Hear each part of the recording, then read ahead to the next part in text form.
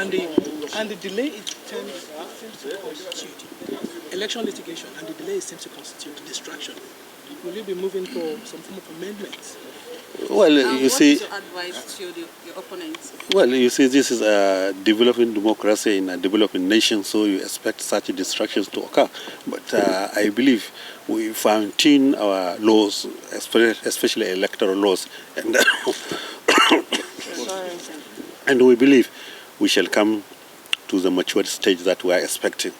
Pertaining to acceptance of this verdict, I urge our colleagues, politicians, to accept it in good faith.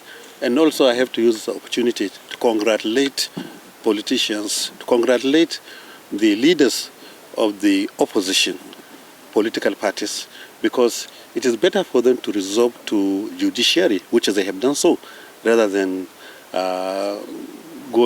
taking, arms against against each other. Yeah. So we have to congratulate our politicians for resorting to judiciary, and the judiciary has done well. It means that democracy is getting matured in Nigeria, and we are happy with that. Many thanks, sir. Thank you.